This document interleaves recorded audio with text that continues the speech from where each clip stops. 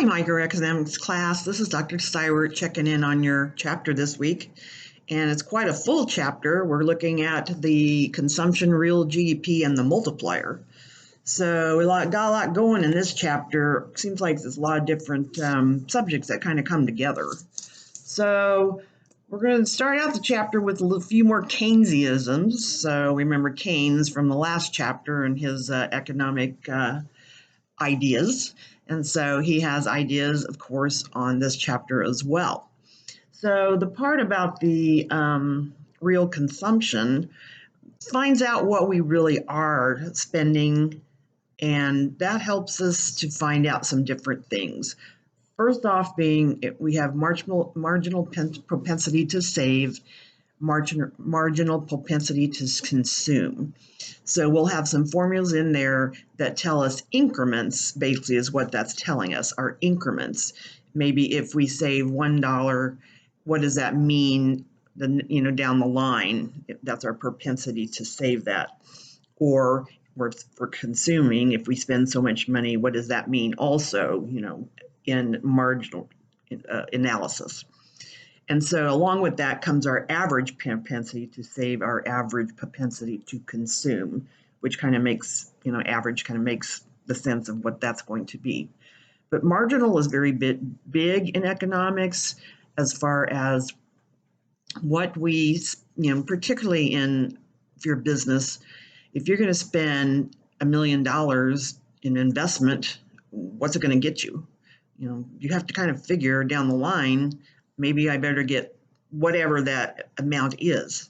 Maybe it's 2 million. That's what your propensity is. Marginal propensity will be. Maybe it's 5 million.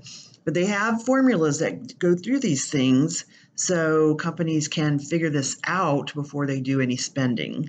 So this is what this is going to hit on today, or as you're looking at this chapter. And one of the things I wanted to point out is that we show a difference in GDP equilibrium depending on which avenue we take. Propensity to save, propensity to spend. I found something interesting in my readings this week that companies and individuals are still spending, and individuals particularly are going into their savings if they need to spend. So they're looking at these things thinking, okay, I need to spend it for Christmas or whatever. If I spend this money, what am I going to get? So they're looking at these questions. People are as businesses are. Do I spend some money and then, what's going to happen next year? We don't know out of the pandemic. One of the companies I had just made constructed a building was one of the travel buildings on the west side.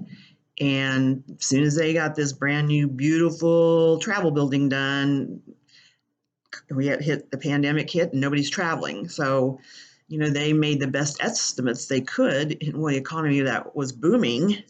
And now they have this wonderful building in an economy that is not booming, particularly for travel. So even if you do your best estimates, it can just come back anyway. So that's very sad, but very true. So anyway, just wanted to give you a preview of this chapter. There's a lot going on in it, and probably some things you haven't seen before. So take some time to think about it in your own, how it affects you, how maybe it affects your business and what you're doing in it, and just kind of think about it in those terms. And I hope you have a great weekend, and I'll talk to you next week.